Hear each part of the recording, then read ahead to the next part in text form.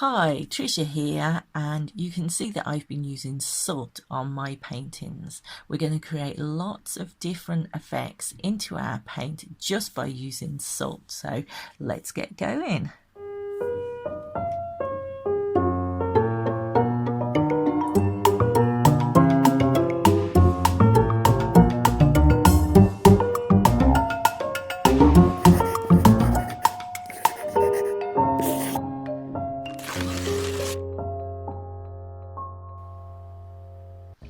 Okay, watercolour and salt technique.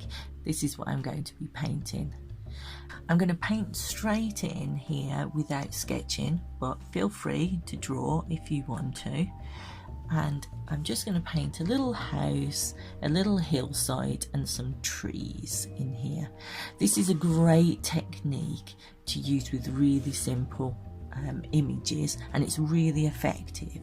We can use the salt technique to create lots of different textures depending what salt you use. You can use table salt, rock salt, salt flakes, dishwasher salt, all sorts of different ones. And the different size of the flakes and the different size of the salts is going to actually give you slightly different effects, so definitely have an experiment. Okay, so I've got 300 gram paper. We're going to put lots of water on this. We want our pigment to be really strong, so that doesn't mean thick because we want it really watery and runny as well. So if you're using tubes, squeeze out a lot of paint. If you're using pans, then really lift up lots and lots of paint, and then into it start adding a lot of water. So I'm using this really strong here. You can see, look at that, how strong it is.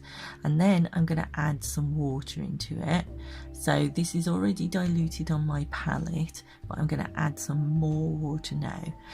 The salt works when it reacts with the water. So the wetter your paint is, the better.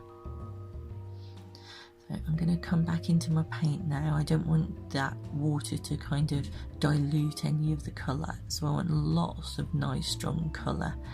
The stronger your colour is, the more you'll see the effect.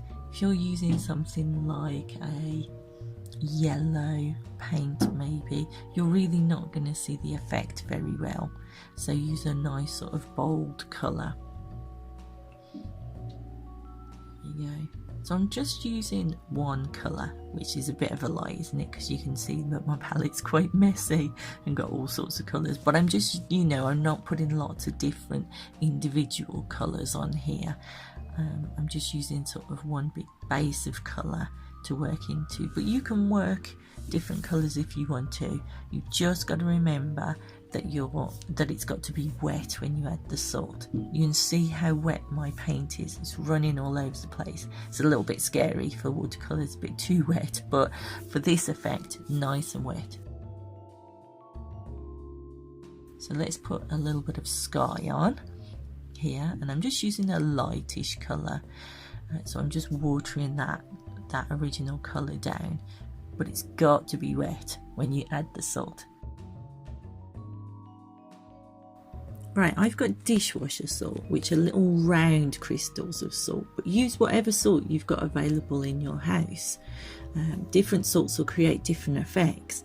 Can you see it happening now? The salt crystals suck the water to themselves, and with it they pull the paint, and as the salt dries, that's what creates the different effects. It's so exciting. I'd love to see your experiments, so do take some photos and post them onto the student chat room. I can't wait to see them. Right, okay, leave it to dry, and once it's all completely dry, you can brush the salt crystals off, and ta-da!